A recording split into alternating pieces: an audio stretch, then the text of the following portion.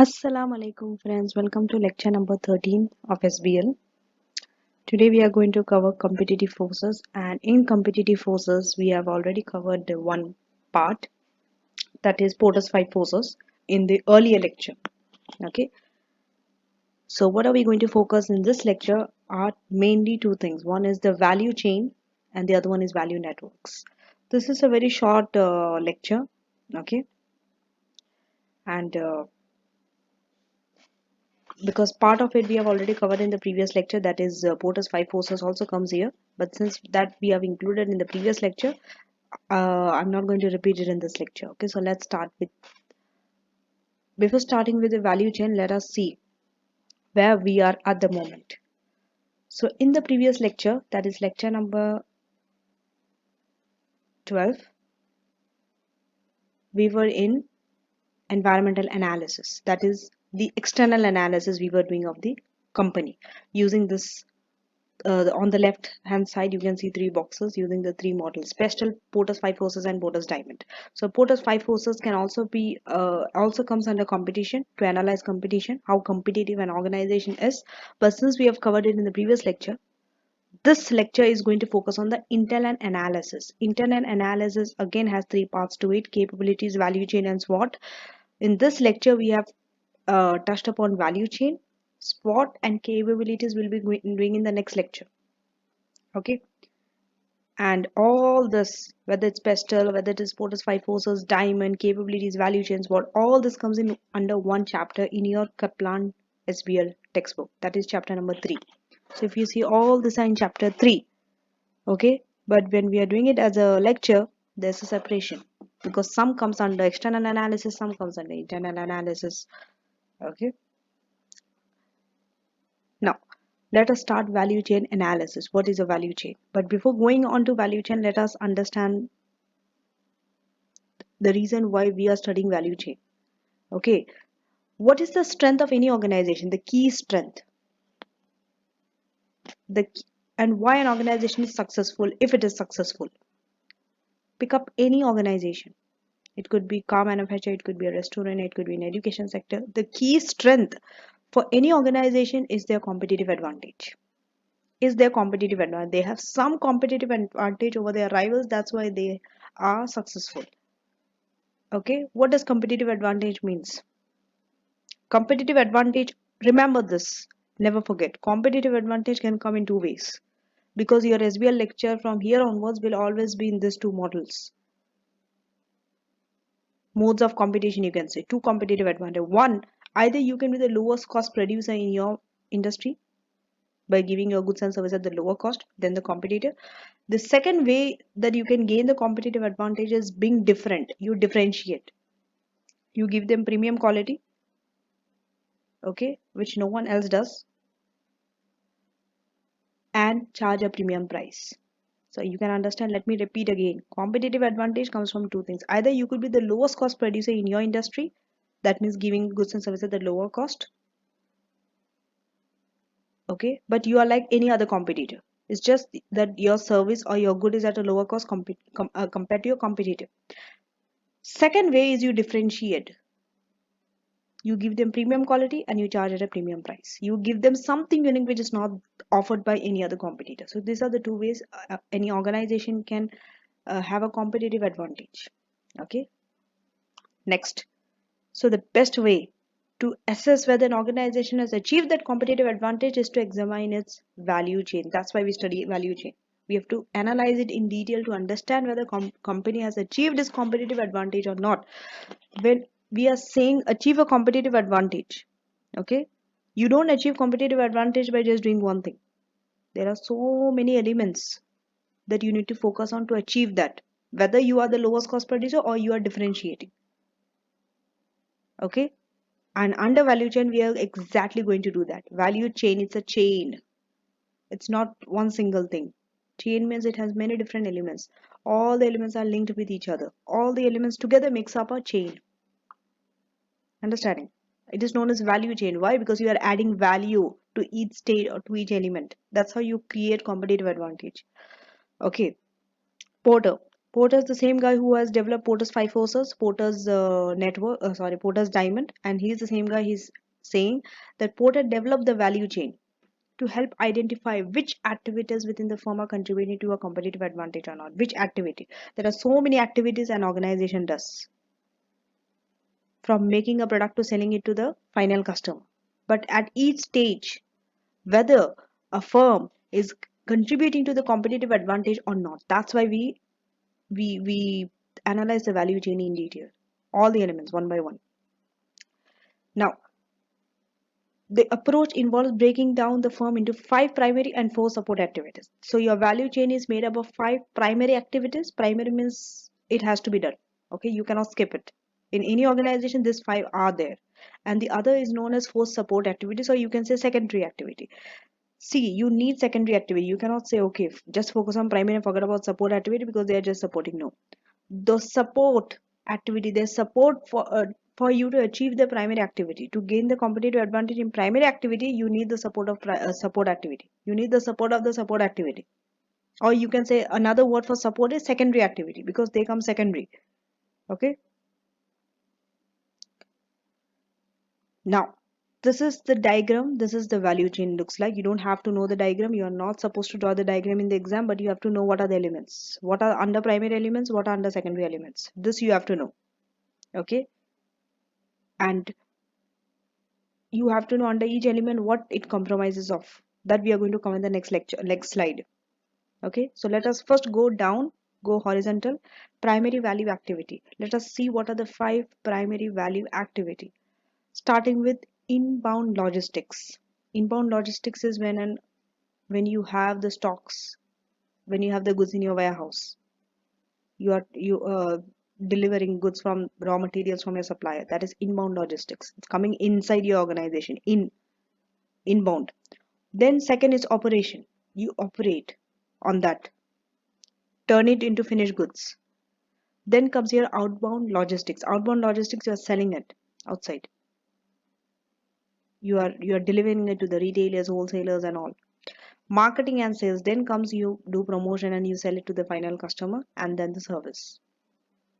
Service means after sales service like installation, guarantee, warranty if you have to give, repair, maintenance, all this comes. Okay. So this, if you see the steps in the primary value activity, they follow a sequence. Okay, so it's better that you follow the sequence too when you're answering questions on value chain.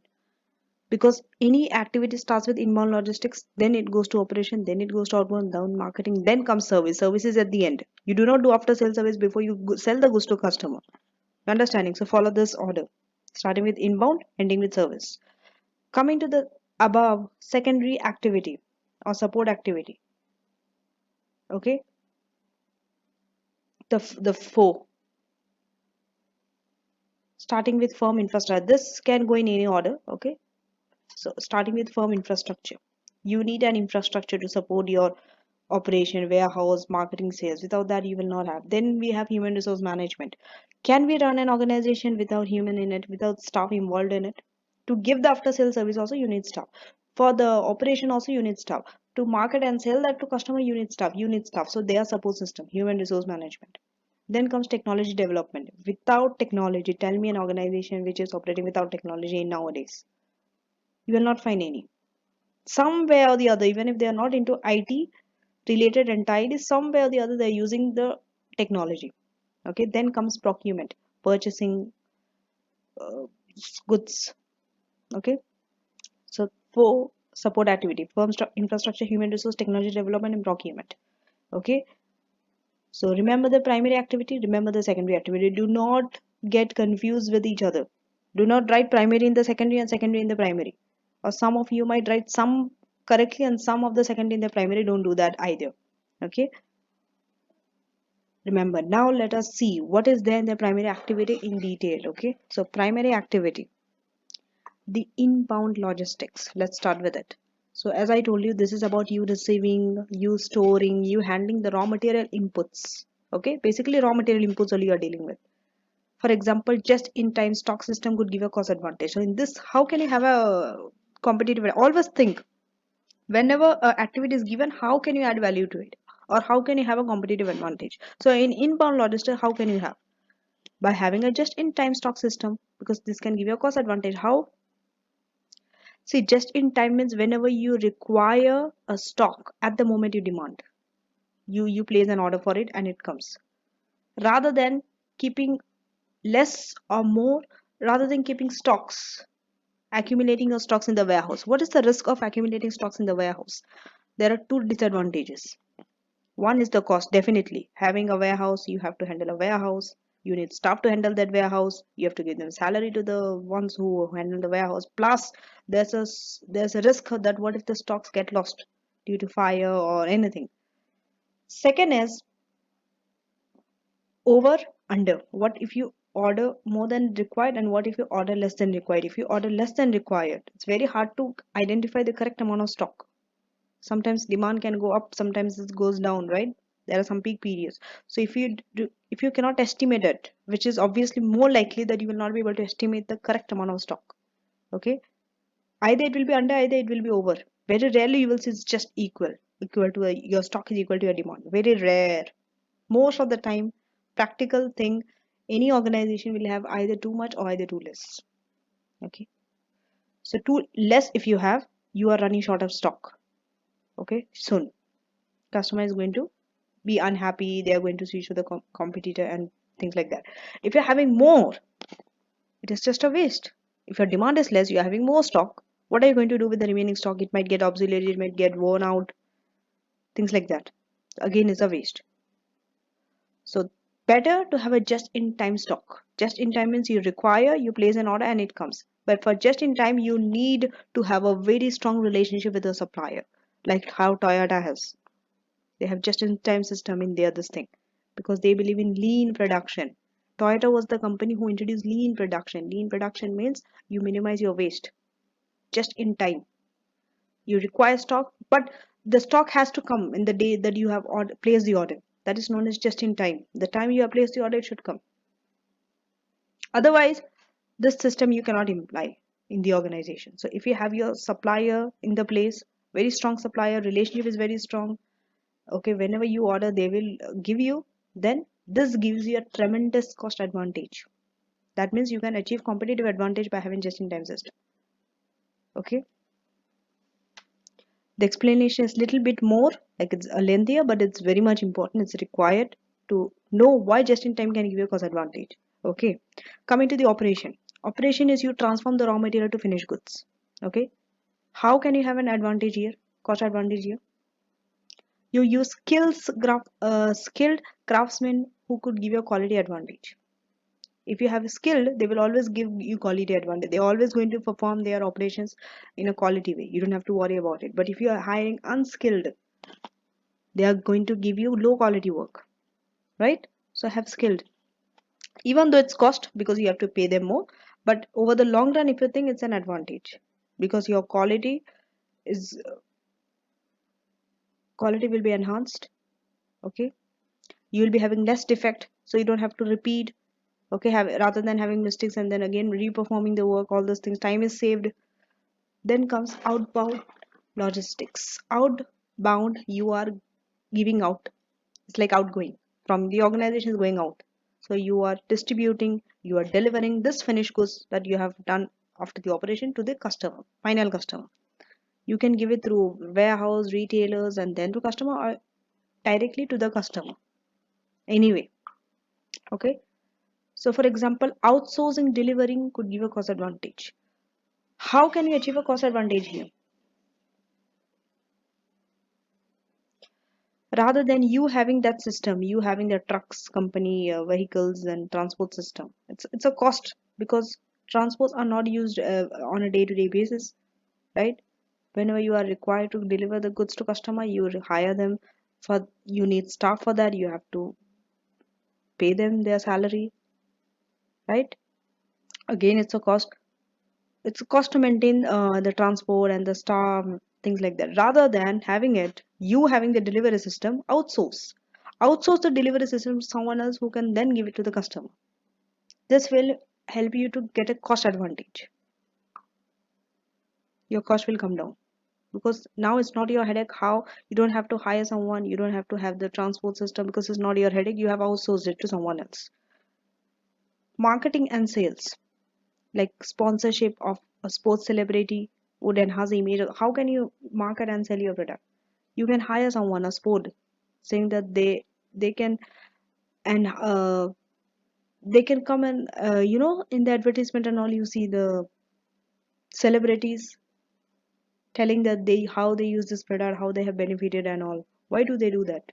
So that it gives public, the general public, the image, the perception that if the celebrity is using something, means the product is really really good, so we also need to use. So that's how they are sponsoring it, right? That's how they enhance the image of the product. That is their marketing tool. Okay.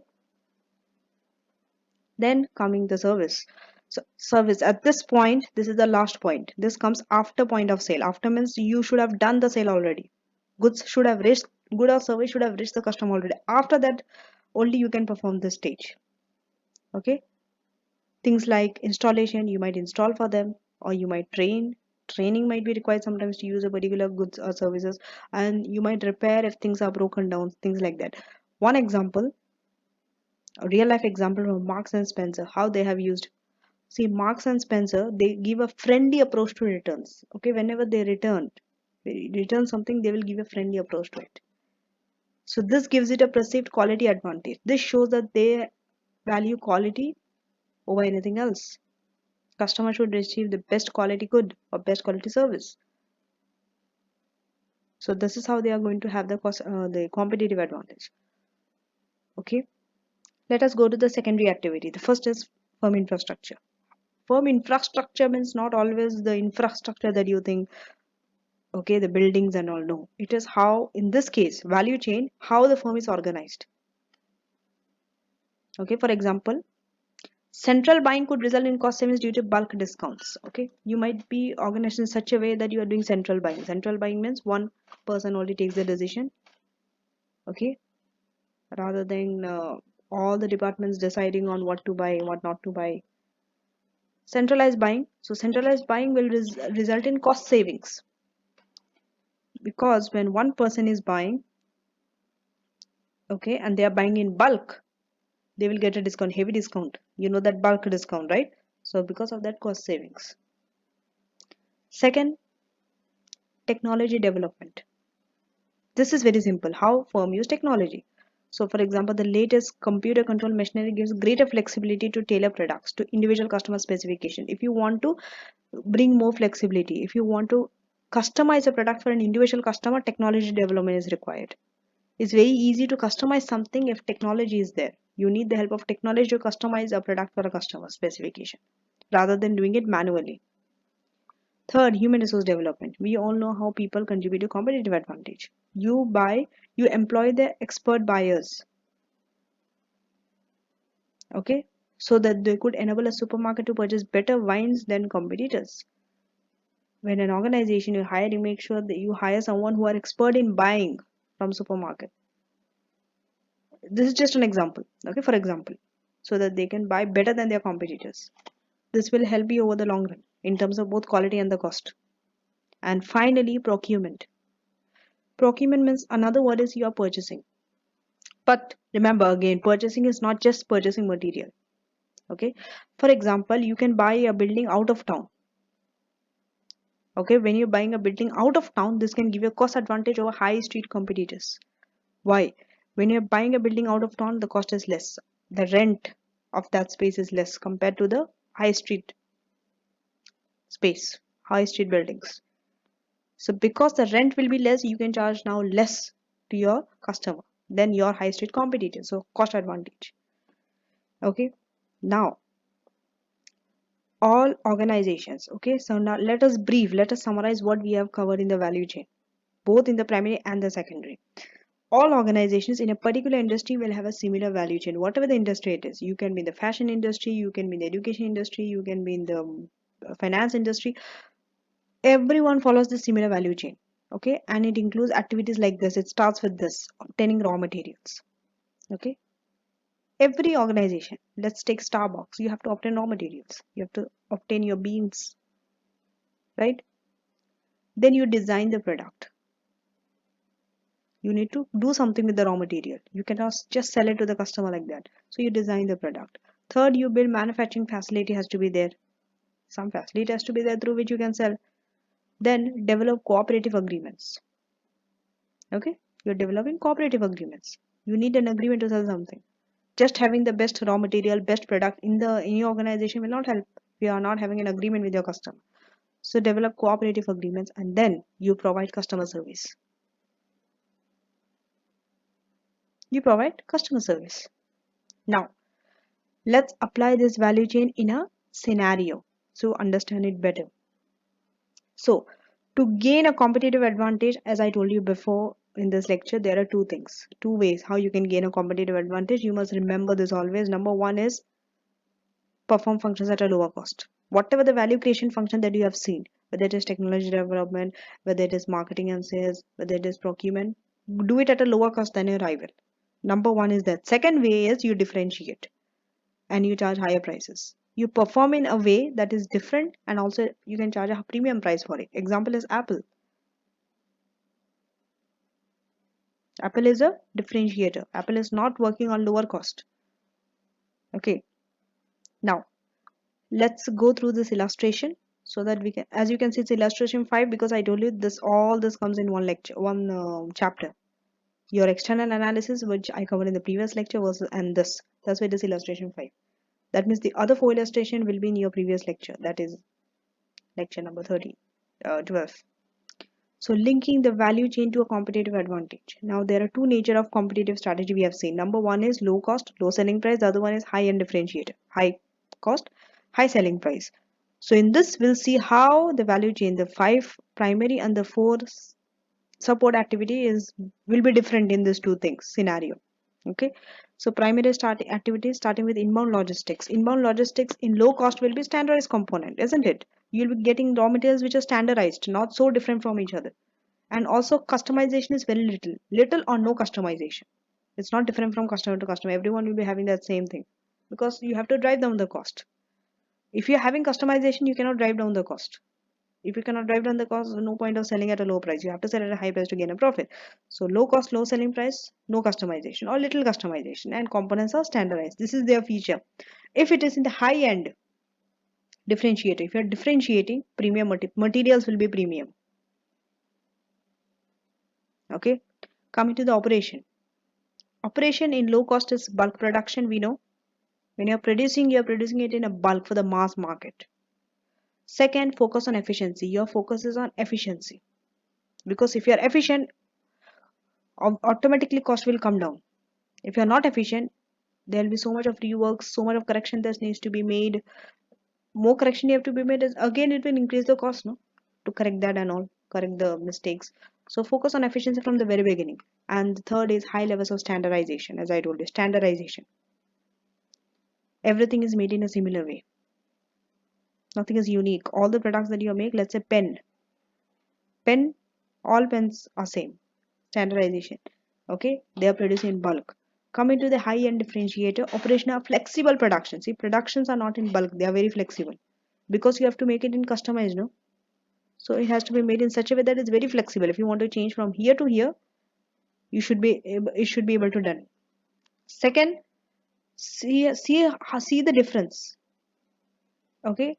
Oh, another thing in inbound logistics is selective sourcing for high-end differentiator that I forgot to mention. Selective sourcing.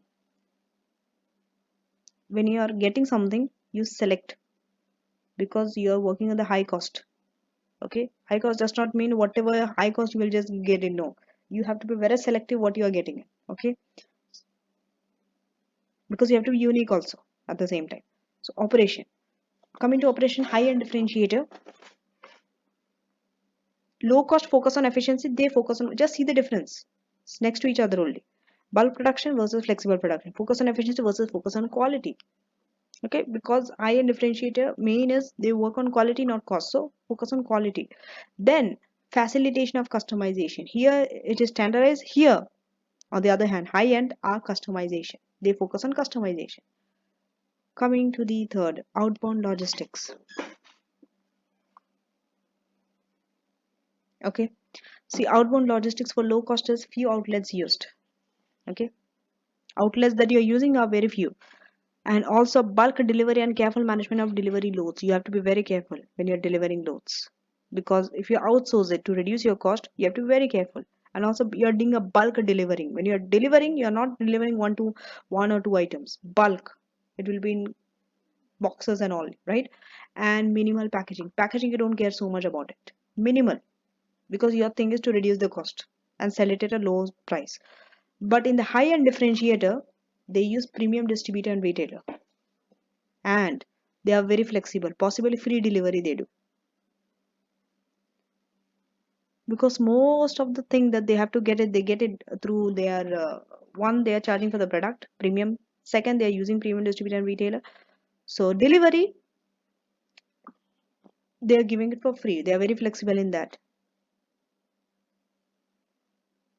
Okay, because they do not need to outsource another person to reduce the cost when they are delivering. So they can be very flexible in that. And packaging is very premium. Just see a product packaging of any premium product. Go to any brand shop, get it, whether it's a watch, whether it's a phone. Just see their packaging and versus a low cost this thing, and see how the packaging is so different and why is it so different.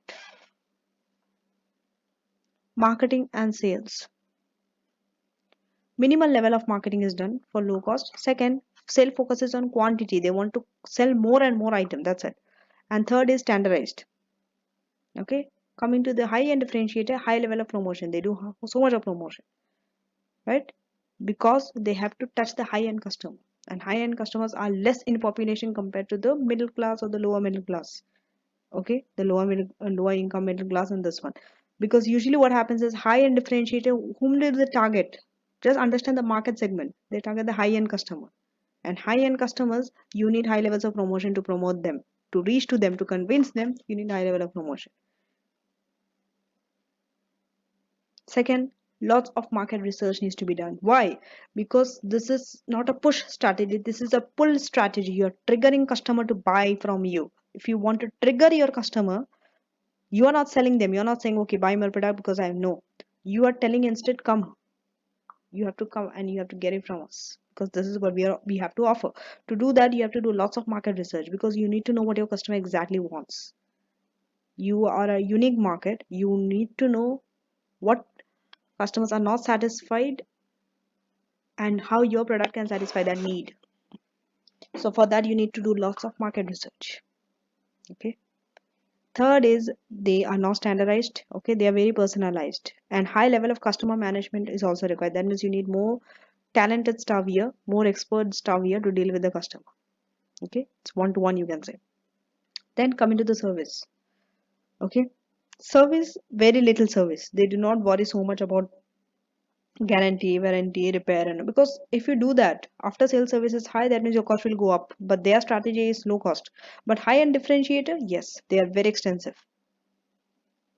Just look at the service of Apple. I don't know why I'm so giving the example of Apple, because I think that is the easiest that can come to anyone's mind. If you think about high end differentiator, after sales service, premium brand, that is the number one brand. Even according to the worth of an company, Apple is, I think, top ranking, right? So that's the reason why Apple is there on my list. There is no other thing. You might have various other examples also, that's fine. But always be, it's good, always it's a good thing that you have some live example in your mind. It's good. Okay. Coming to the support activities, HRM, that is human resource management. Low skill stuff. You don't need high skill stuff, because they are standardized. You're not personalizing anything. Everything is same. No unique products, so low skill staff will be able to do it. Reduce training and staff development. You do not train them. Okay, neither you spend so much on their development. Whereas high end differentiator, they use highly skilled staff. Okay. Second, they encourage staff development, and they see staff as a key resource. Okay, because their staff is a, they know how. It's like a know how things they know. Those, there are some staff which are very critical. If they are not there, it will not function, because they are the ones who know all the technical aspect of it. They would, for example, again, I'm giving an example of Apple. I know it's too obvious. Okay, by now you know that. Okay, we are using Apple only throughout this. But other examples also you can use. No worries. So Apple, when you see the stuff, okay, Apple have their stuff. They starting from the scratch, starting from the design of the screen to design of the sensitivity of the screen to the promotion for the packaging. They have particular stuff in each section, and they know how it is. They know how to do it exactly the way it is done. That's the reason you see in every other store in everything. The still the brand of the Apple is there. The reputation it has, it is still there. It didn't get affected. Why? Because of its stuff. They know, they just know it. And that's the reason they do not replace their stuff. They have the same stuff from the day they started the company. Maybe the CEOs and the chairmans and they keep changing, but if you see the staff who works there, from the design to the implementation to the testing to the maintenance, they are still there. They are still there because they just know how to do it, and they are the key resource. Okay, procurement. Procurement for the low cost, you go by the cheapest and the most efficient supply. Efficient because it helps for you to keep your cost down. You do the right thing at the very first time. Okay, seek out the cheapest, and you use outsourcing when it reduces cost. Wherever you can hire someone. Procurement means basically purchasing. It could be anything. So for purchasing department, hire someone who can purchase at the low cost. Okay, so outsourcing might help you there. Sometimes you might not be able to do it. Outsource it to someone who is more expert in that field, so it reduces your cost. Coming to the high-end differentiator, how do they do the procurement? They seek premium supplier. Remember, they don't go by the cheaper supply; they go by the premium supplier because they know premium supply will give them a high quality, and that's what they are for. High-end differentiator is working on quality, not in the cost. Okay, but remember one thing: it's a misconception that just because they are going for premium does not mean that all the time they will not think about reducing costs. It's not like that. They will value this thing. They will see cost versus premium. Okay, just because the premium means does not mean that if something is highly costly they will go for it because it's premium or because it's costly. It's not like that. It should fit for the purpose. It should give them that value. That premium supply should give them that value. They should have that trust in their supply. Then only they will go for that premium supplier. But that does not mean that they are not going to go through the other supplier. They are not going to choose. They are not going to go through the selection criteria, which supplier to choose, which premium supplier to use. There may be 100. That does not mean that the most expensive supply only they will go to. Sometimes, in terms of amount, money, if you are saying, it might be less, not so expensive, not so low also, somewhere in middle, but still you can call them as a premium supplier because they are giving you the best value for the money. So amount that you are giving them should match with the value that you are getting it. Are you understanding? Best value for the money. Okay. Now, TD is technology development. Okay. Use e-procurement to reduce cost of procurement. E-procurement, electronically you can purchase, right? So it reduces your cost. High use of technology to improve efficiency and cut cost. Okay, you use efficiency does not mean low cost firm does sorry, the firm who is working on low cost does not use technology development. Is wrong. They still use technology, but the reason they use technology is different from the high end differentiator. They use technology to improve efficiency and cut cost. Okay, and for high end differentiator, less use of technology in operation. In operation wise, they do not use so much of technology. Okay, like purchasing online and all. Okay, through technology online, they do not do it so much because they are unique. They cannot go by the cost in the online. They cannot compare. Okay, they are unique. They have to come out, so they cannot use technology in the operation. Okay, and usually technologies and all you can use in those operations which are standardized. You understand? Which are similar. You have to make a pen. You input the data, design and everything. Label it blue color pen you want. Same pen will come, right? You can run it. But what if the product is unique, different from one customer to a customer? You cannot use technology in that case for the operation. You understanding? So less use of technology. Second, greater use of technology, but you use technology in the other side. What is it? In marketing, in sales to facilitate high promotion level. You use technology in marketing and sales, right?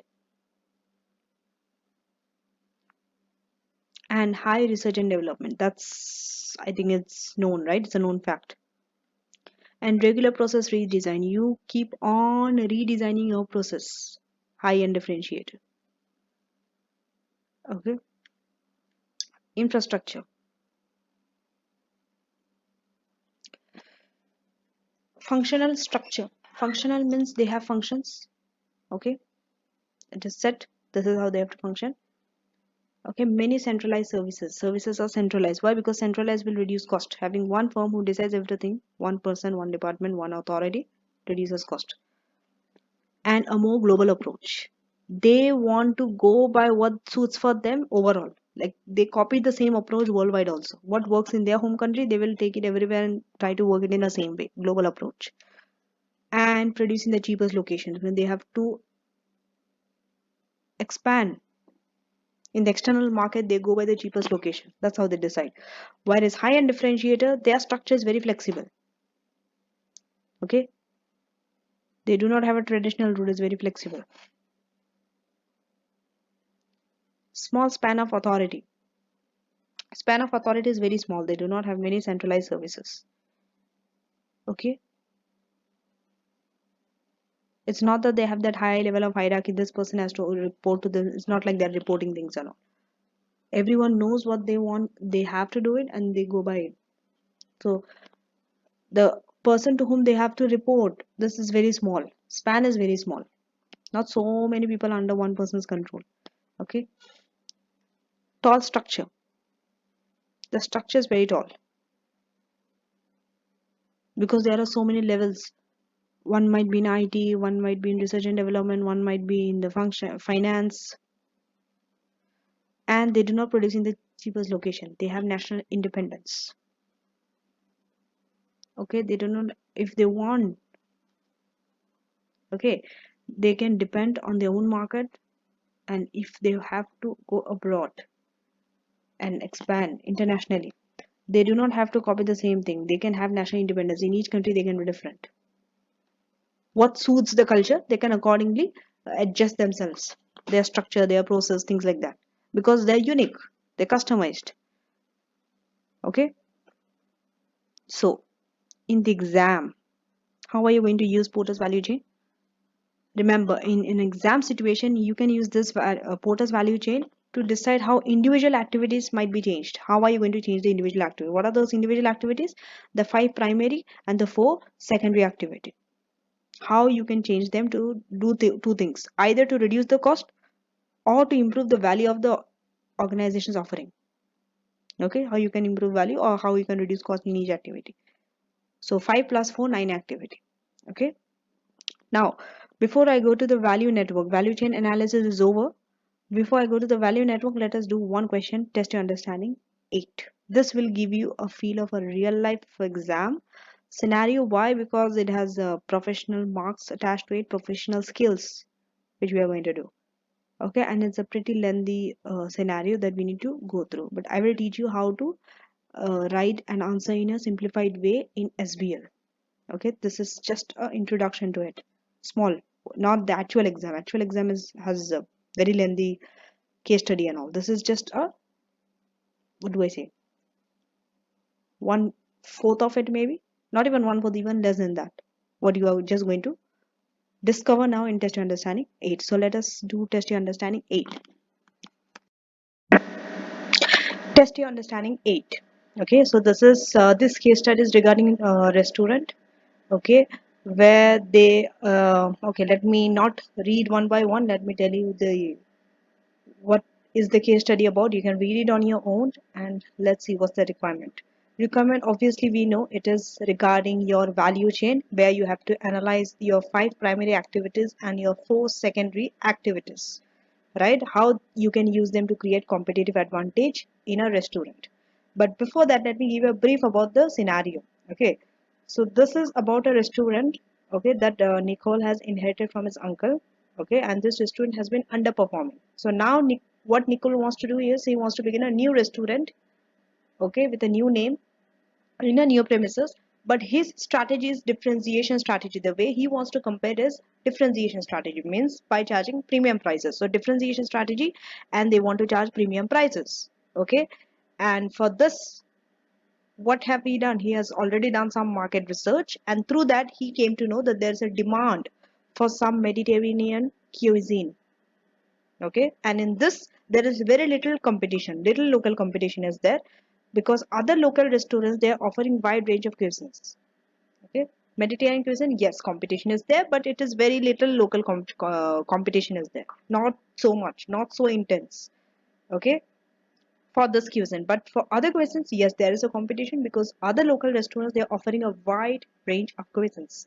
Okay, so now what are you required to do is consider how activities in the value chain can be used to create competitive advantage. We have went through the value chain, 5 primary, 4 secondary. Exactly, we have to answer that. But remember, guys, as I told you before, this is like a snapshot from your real exam, but it's actually not your real exam, so you will not get a question this easy in the exam. Like here, they have I told you clearly activities in the value chain, but in your exam, you might not know which model to use. They might just tell you, okay, how a restaurant can create a competitive advantage in the scenario. They will just ask like that. You have to use your knowledge to know which model to use. Pestle, Porter's five forces, value chain. Obviously, it's value chain. Okay, because when they say how they can create competitive advantage, what has to come in your mind is value chain, because value chain, competitive position, value chain, competitive advantage, or you can say competitive advantage. Okay, remember this link. But in this, because this is test your understanding, okay, this will be easier than your real exam. They have clearly told you use value chain, so we know what are the activities in the value chain. Okay, now let us see the answer. Okay, we are not going to write all those answers or read one by one, it's not required. I'm going to extract the main points from what it is written, and I'm going to show you a demo on how they have come to this answer.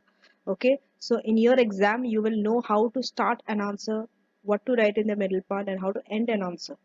That's very important in SBL, not only the right answer, but how to approach an answer, which paragraph, how many paragraphs, with what are the subheadings, how am I going to decide on the subheadings. Okay, so now you see why you are using what is the advantage of using a value chain as an answer. This question, how they can create a competitive advantage in their restaurant, can be answered in many ways, not just through value chain. Remember that first.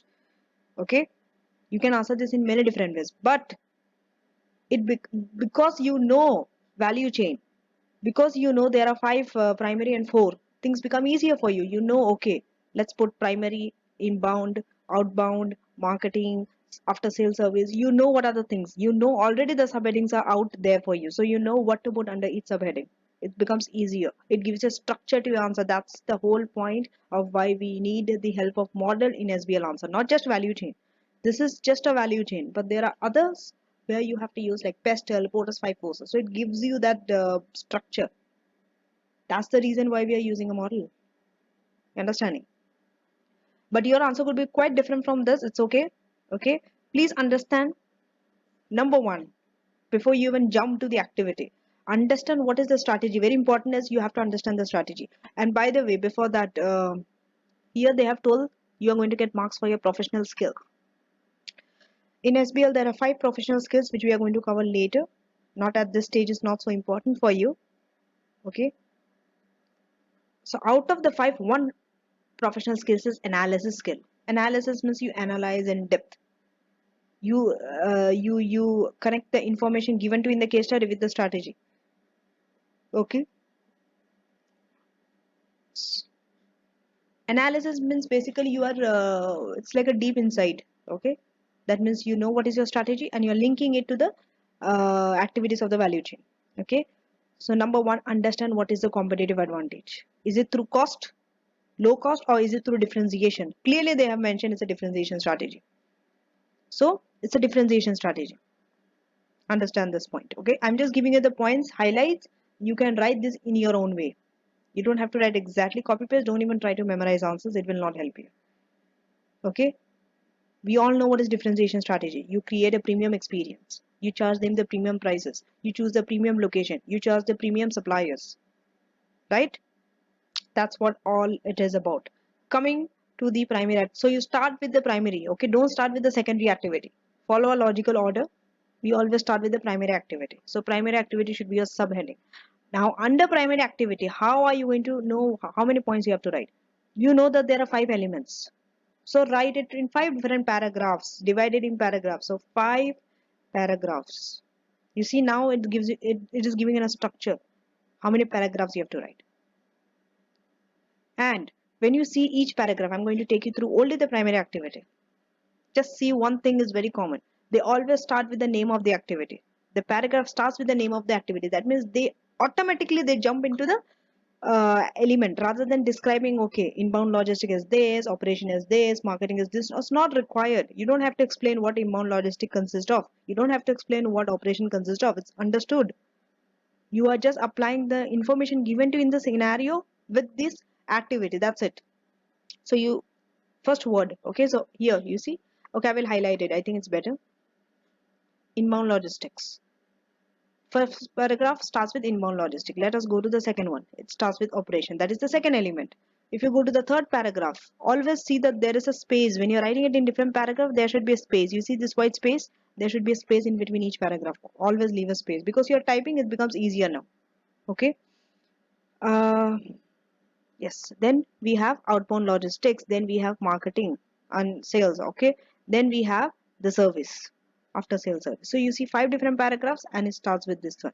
Same for the support activities. If you go to the support activities, it starts from here. Human resource is one, procurement is another, technology development is another, and the infrastructure is another. And finally, how professional skill you are getting the marks, that will come to that later. Okay. So professional skill does not mean you are writing an additional one line. It, when you are writing it, automatically you are getting that marks. It's the way how you present your answer, how you are using the case study, how well you are giving advantages, disadvantages, how you are using facts and figure, what is the structure of your answer, are you doing it in the correct format or not? That's what professional skill is all about. Okay. So let us start with the inbound logistics. Okay, I'm just going to explain what is written there. I'm not going to read exactly the same page because then it's not giving you any value addition. That you can read it on your own also. Okay, so because now understand, because it's a differentiation strategy. Okay, how inbound logistics could be used to create advantage? Think. You need to think a bit. It's a restaurant. Okay, so you give them high quality. Okay, let me underline. You give them high quality produce for ingredients. That means your raw materials has to be of a high quality. Whatever the ingredients, okay, don't put raw materials. It does not look good because this is a restaurant. So you put ingredients. You see how you are using the case study. What you studied in your textbook, knowledge is raw material. Now you are talking in terms of restaurant, so you have to talk ingredients. Ingredients is your raw material only. Okay, so high quality produce for ingredient. Understood, agreed that this will add cost. Number one, disadvantage. Add cost. Second, because it will add cost, it will bring diseconomies of scale. Second disadvantage. Agreed. But why you will still go with high quality then if it's giving a high cost and diseconomies of scale? Because it is attractive to customer who wants to know where the food has come from and who demand the fresh ingredients. If you're demanding fresh ingredients, any fresh ingredients is expensive. Okay, it will add to your cost. So if customers demand that, they want fresh ingredients, no matter if the cost goes down, over the long term it's good for you because customers are going to come to you because they know you are giving them the fresh ingredient, so they are willing to pay you more for the food that you are giving because you are giving them fresh ingredient. So even if you are charging more, customers are going to come to you, they will be attractive to you. You understand? So this is how you're going to create competitive advantage. You don't have to write, okay, this is how we are going to create competitive. It's not important. It is understood that this is only through which you can get the competitive advantage. So don't keep repeating after everything. Under inbound logistics, this is how we are going to create the competitive advantage. Under outbound logistics, this is how we are going to create competitive advantage. Don't do that. Okay. So that's about inbound logistics. Now coming to the operation. Okay. What is about operation? Operation means what? You are cooking and your presentation of the food only. you have to operate on those ingredients, right? You cannot keep the ingredients as it is. You need to do something so that it becomes the final food that could be presented to the customer. So you cook and you get. Here, how can you add competitive advantage? When you're preparing, what is your main theme? It is Mediterranean recipe. You need to focus on this. So you need to follow that recipe. Okay, and when you're cooking it, make sure it is up to the highest standard because you are following a differentiation strategy. Okay, and make sure when you're giving it in the surrounding, it is in the upmarket. High investments are there in the fixtures and fittings are done, and also expensive cutlery, tableware, and well spaced furnitures are there. There's so much of space, right? Things like this. Come into the outbound logistics. Okay, outbound logistics means you're delivering. You're finally delivering that food to the customer, to the table. So in this case, when you're delivering it, your staff should be pleasant, you should be efficient, and your table should be served. Table should only be served when all meals are ready. Okay, coming to the marketing.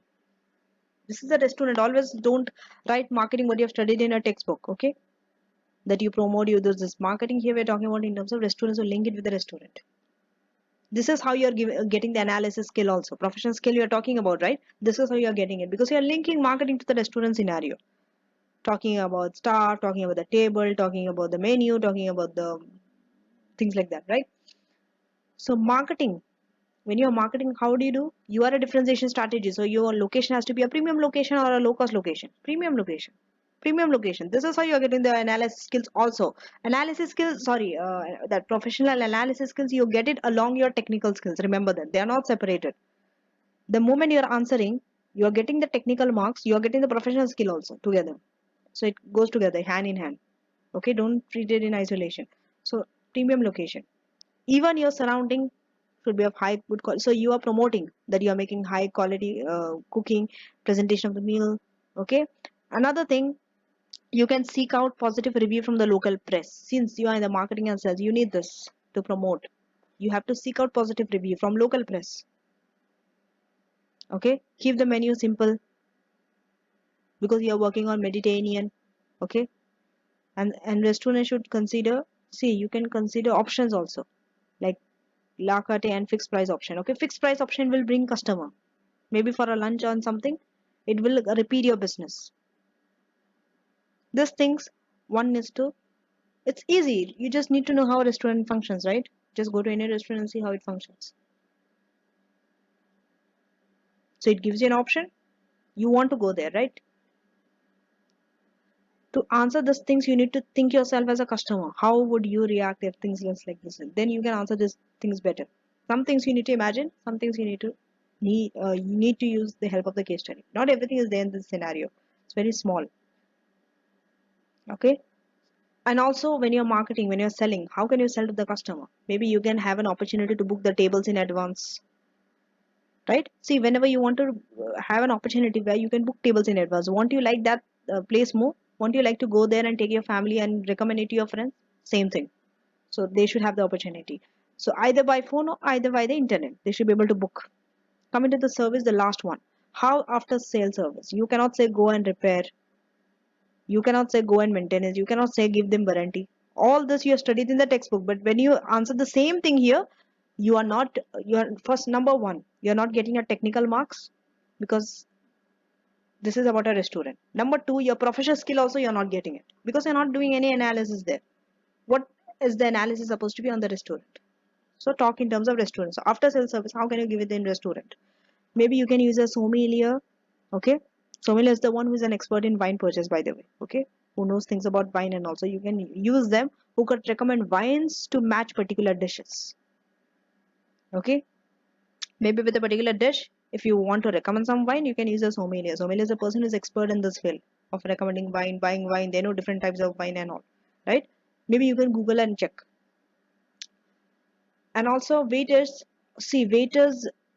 Okay, when you are giving after sales service, remember it is always to do with with your staff. Who is your staff in the restaurant? Who is going to deal? Who is going to give this after sales service to the customer? It is the waiter. Waiter in a restaurant, not you as a chef. It's a waiter. So waiter, okay, they should be knowledgeable about the menu and the source of ingredients. It's not just a menu. that comes as the final product that you should be aware. What is the source of the ingredient? How that menu has been made? What are the ingredients in that? Waiter should know that. Because when a customer, just go to any restaurant and say, you ask the waiter or not, when you check through the menu, you ask, right, what is the best out of this dish? What ingredients does this contain? Let's say I want to order a pasta. I'll be asking him if I have certain allergies to certain kind of food like mushrooms and all. I'll be asking, is mushroom is there? Things are there. So if the waiter does not have the knowledge of those ingredients, will he be able to tell me? Will he be able to recommend me? No. So it's not just the menu, it's the source of ingredients also that a waiter should know. That's how he's giving me the service, no? That's how a waiter is giving me service. He's there dealing with the customer upfront. These are other services that one could think of, okay? A restaurant could also offer a cloakroom service and also parking or taxi ordering services. That also a restaurant could do. Okay, that from here you can order taxi or parking, okay? Things like that. Now, let us go to the support activity. That's all about the primary. Support also, any order you can answer. It's not recommended that you have to follow a particular order. Okay, so here they've started with human resource. From human resource, okay, you definitely need an experience and an award-winning chef because you are in a differentiation strategy. When you're in a differentiation strategy, your everything has to be best. Remember that because you are charging a premium price for it. So your everything has to be best, has to be premium. Unlike if you are at a low cost thing, then okay, you can take any average chef, medicure, medicure level chef, but here you need an award-winning chef who can use to ensure that food is cooked in the highest standard. Even your staff should be trained, not just the chef, your staff should be trained at the highest level of service. Okay, make sure that the uniforms that are provided are clean and ironed. Okay, one additional thing, both the chef and the staff, they should have a Mediterranean background in order to support the focus and the marketing of the restaurant cuisine. See, when you market about the restaurant, this is your primary activity. You see, this is how a support activity helps you to achieve your primary activity. Your primary activity is marketing, right? When you're marketing that you are in the Mediterranean cuisine, you are going to give them, okay, your staff should know about it. Your staff should have a background from that cuisine. Otherwise, it's very difficult for you to market that thing if you don't know. Not just the chef, even the staff, because the chef is the one who is going to explain to the staff finally. And the staff has to deal with the customer also. Maybe chef is in the kitchen who is preparing it, but staff also has to talk about it to the customer. When we ask, we don't deal with the chef. We don't ask the chef, okay, what is the ingredients, and maybe deal with the waiter. Waiter means the staff. Coming to the procurement.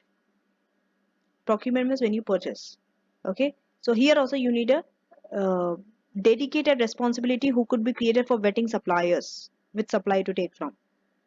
Okay, when you're taking supplier, they should be carefully assessed. You just cannot take any supplier. You need to carefully assess them, and regular audits has to be carried out on them. Another thing, okay, this can come. See, this is what I call imagination. You imagine things out of the box. Everything is not in the case study, and don't feel that everything is in the case study. I will just use whatever is there, and whatever is not there, I don't write. No. If you can come up with more points, and it is reasonable also to write it in that context, do make sure that you write it because you never know where you get the marks. Okay, this is I'm advising the SBL students to do that. Okay, so the restaurant, it's not always you have to order. Why can't a restaurant they themselves grow ingredients? They also can grow some of the ingredients, right, itself, so that they can be ensure that ingredients are fresh as possible. You want fresh ingredients. That is your main idea, right? That's why you're there operating your restaurant. So for that, better to make ingredients yourself rather than relying on someone, because supplier, if you order them also, it takes 2 3 days to come. By that time, ingredients might not be fresh. Technology. Technology can be very simple in the restaurant. You don't need to use too much of technology. Okay, maybe you can have some advanced cooking equipment required to create some dishes or some sales technology. Okay, but your electronic procurement, keep it to a minimum. Okay, why? Because you have to vet supply and you have to maintain the supply flexibility. you are ordering fresh. For that, you have to maintain that your supply is very flexible so that when you demand, they give you. You have to see the best supply out there. So when you're doing this, electronic procurement, buying online, you cannot do that. Keep it to a minimum. Okay. Then we have infrastructure. So the restaurant's infrastructure should be supported so that different responsibilities can be performed efficiently. There are so many responsibilities in a restaurant. One person will not be able to do everything. For example, procuring marketing, okay, or supplier vetting. Some will be just procuring the marketing. Some they'll be choosing the supplier. Some they will be training the staff and the appraisal. They'll be working on it. Some power should be even decentralized also. What is the meaning of decentralized? Everyone in their department or in their responsibility, they are able to make the decision on their own. For example, the chef, they can decide what should be the menu and the ingredients. Okay, and the sommelier could influence the purchase of the wine because they're expert in it. Chef is expert in what he's doing, what menu is needed, what ingredients is needed. So let them decide. Okay, that's the infrastructure. That's how infrastructure means, not just the building material, these things. Infrastructure means how an organization or restaurant is organized. That means you have different departments. They know their responsibilities. They make their decisions. This is how you're structured. Now coming to the professional skills. So that's it. You see the answer. It's not that difficult. Looks and lengthy. If you go through reading the answer, it becomes very boring. But if you know this format, this is the layout. Things become very easy for you to write about. Okay. Professional skill. Okay. When your professional skill means how you are going to get that analysis skill, linking information to the competitive position. This is how you are going to get your analysis skill. This is the meaning of analysis. That means you have deeply understood what is the meaning. It is a differentiation strategy. So accordingly, you have to link the information to the differentiation strategy. But it's not a cost strategy, low cost. Okay, you understanding? So you are not looking for ways to cut costs. Remember, if you say cut cost, take low supplier, your answer is wrong. You are not going to get your analysis skill, plus you are not going to get your technical skill as well. You are going to suffer. Okay? Because if you are going by this to cut cost and all, that's a different way of competing, your answer would be different than this. Okay? So that's it for test your understanding aid. Now let us go to the next topic, that is the last topic of this lecture also, value networks, which derives from value chain only. Okay, it's not a totally new thing, it's a small thing. So let us see what is value network is. So now we have moved on to the last part of our lecture, that is value networks. As you have seen that in your value chain, no activity works in isolation. Okay, the value chain does not exist in isolation. It cannot. Everything is interrelated with each other.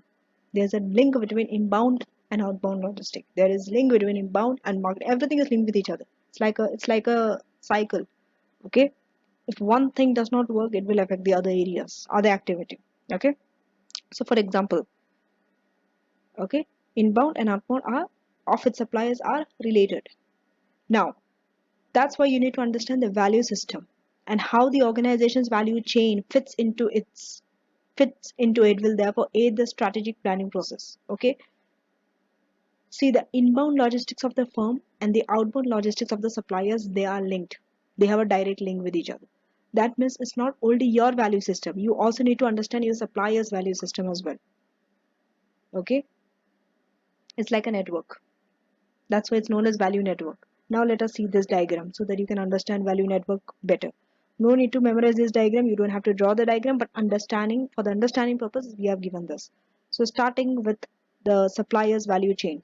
Okay, an organization might be having 3-4 suppliers. They will be having their own separate value chain. You as an organization as a separate value chain. Then you will be giving it to the distributor. Your distributor retailer will be one, they will be having their value chain, and the buyer, the customer, will be having his value chain. So all these value chains are related to each other. So all the value chains together, if you combine them, it's a network known as value network. Okay, now there are two things that you need to know about value networks. One is tangible value exchange. When you're exchanging values, it could be tangible, it could be intangible. Let us first go through the tangible value exchanges.